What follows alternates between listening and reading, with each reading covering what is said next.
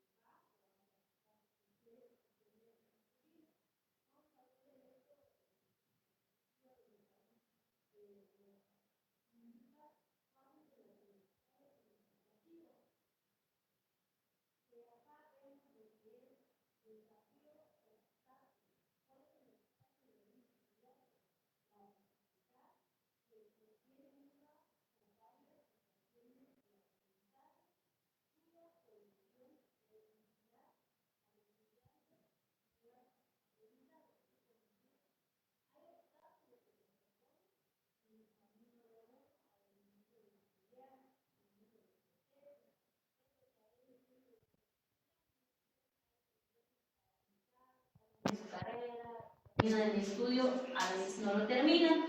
Entonces, la exploración de conocimientos, ya sabemos que la exploración es donde ellos expanden más sus conocimientos, desarrollan más sus sentimientos.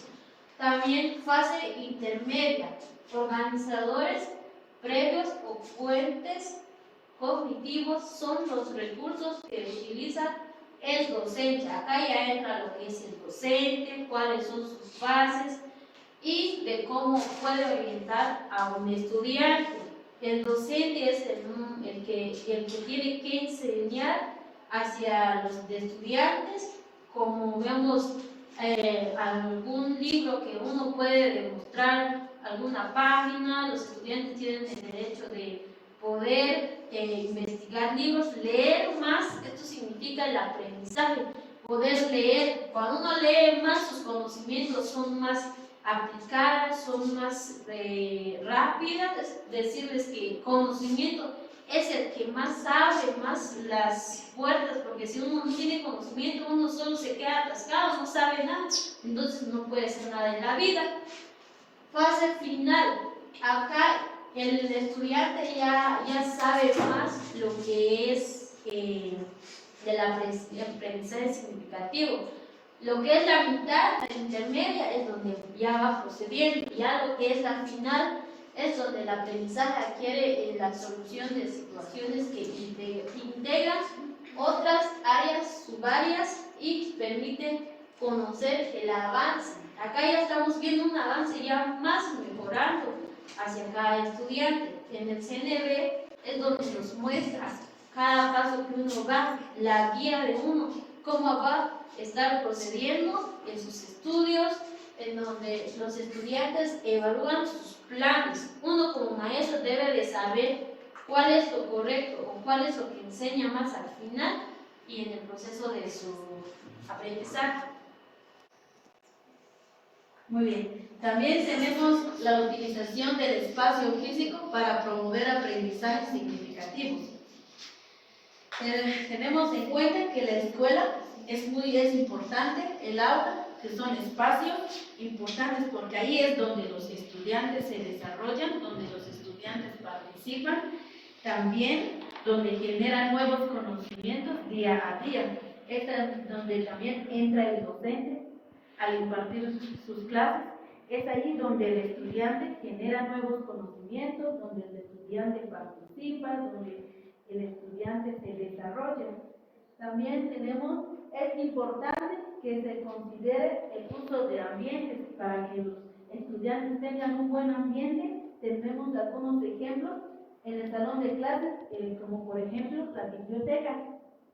La biblioteca es un espacio importante, ya que ahí es donde ayuda a los estudiantes a mejorar su lectura, comprender los textos, depende de cómo el docente indica.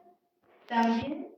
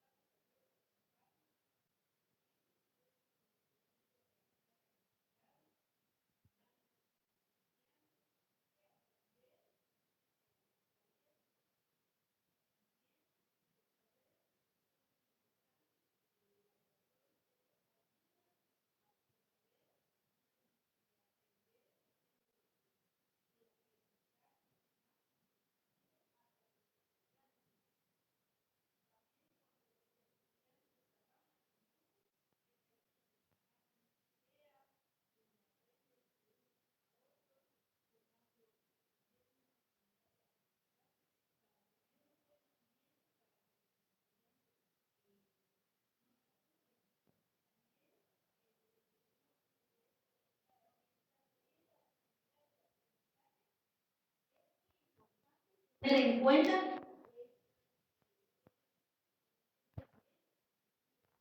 para que los estudiantes comprendan más lo que el docente indica.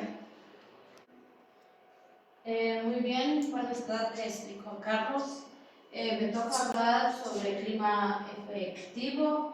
Esto se basa en la relación del docente y de los estudiantes.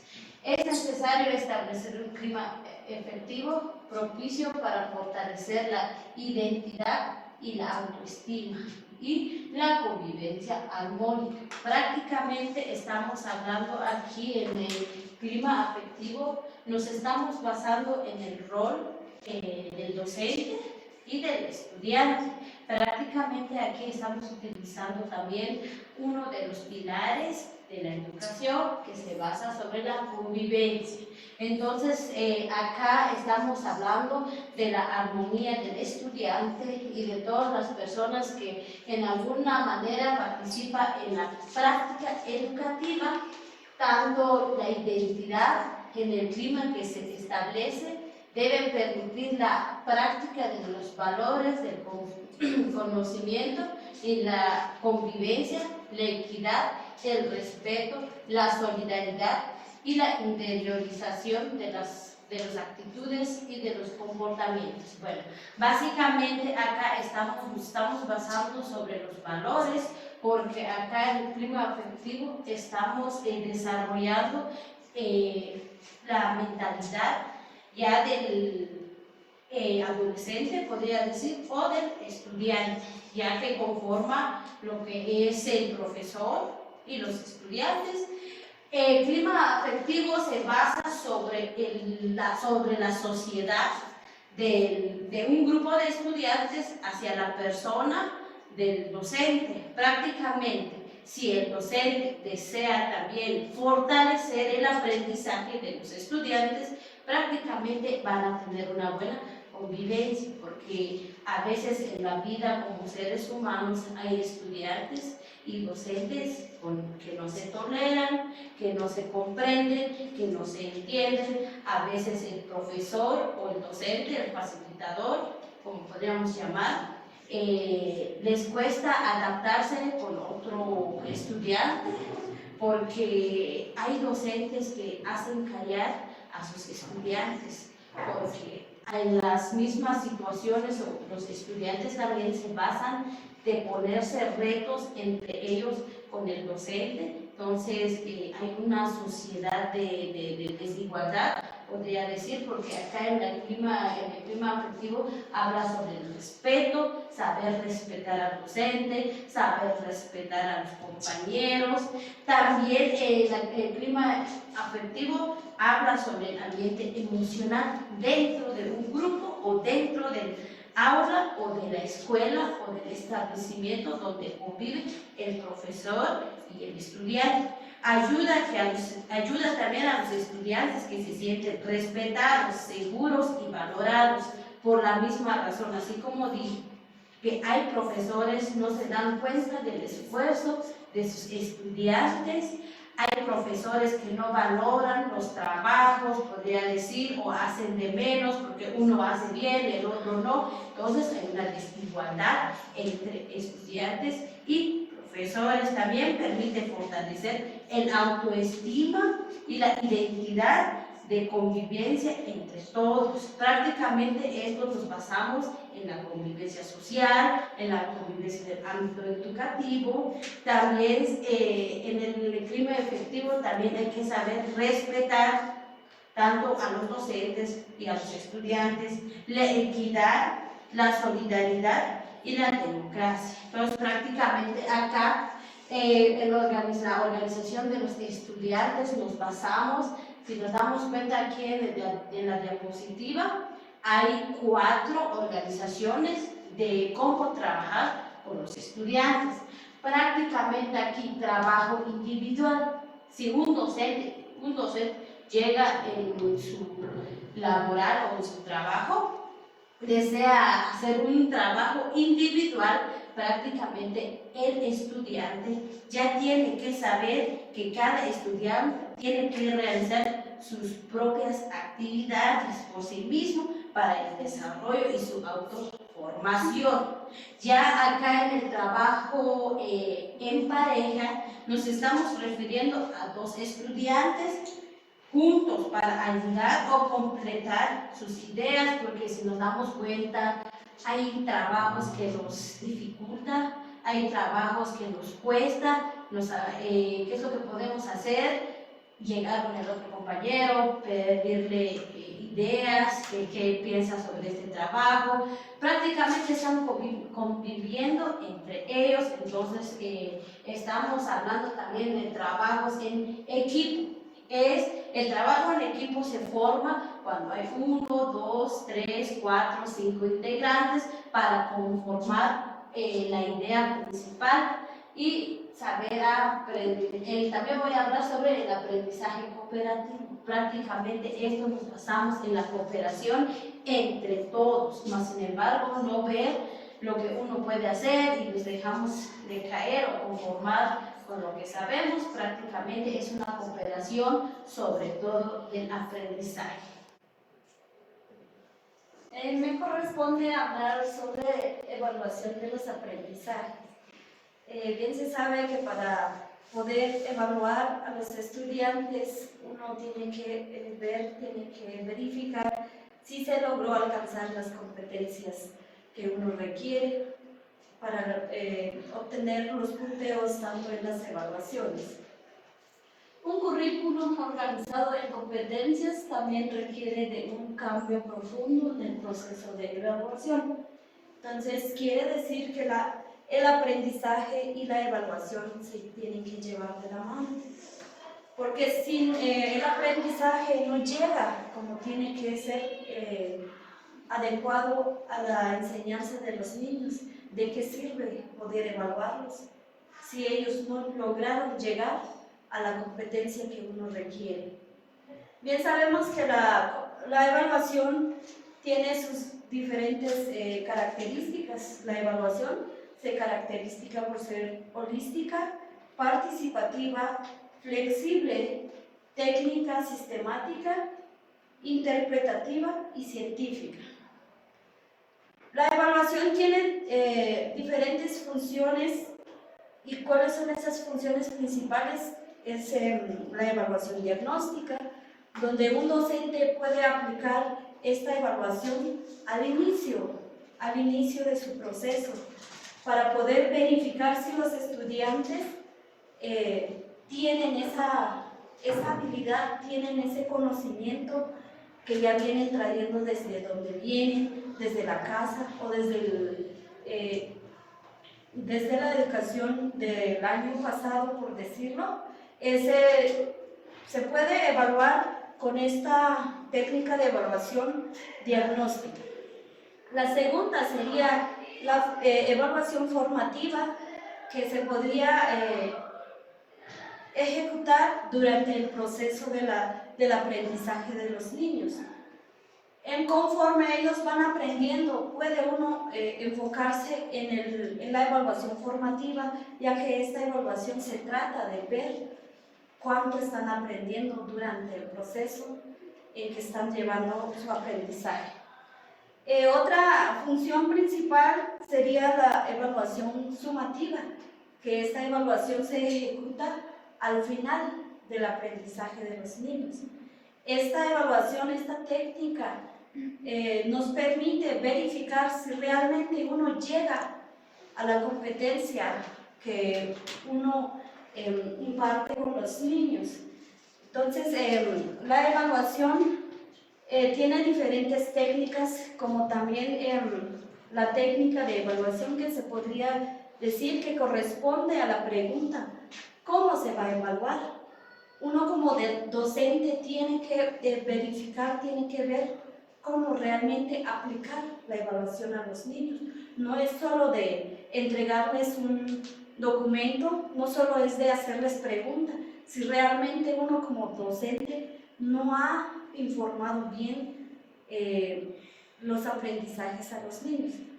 Entonces también la evaluación tiene instrumentos que corresponde a la pregunta: ¿con qué se va a evaluar? Hay diferentes técnicas e instrumentos de evaluación para verificar el resultado que se quiere de los estudiantes, como por ejemplo utilizar una rúbrica, utilizar una escala de rango para verificar si realmente los niños o los estudiantes han captado todo el aprendizaje que el docente les tiene preparado. A través de la evaluación, uno logra calificar si realmente los niños han llegado a obtener el aprendizaje que uno desea.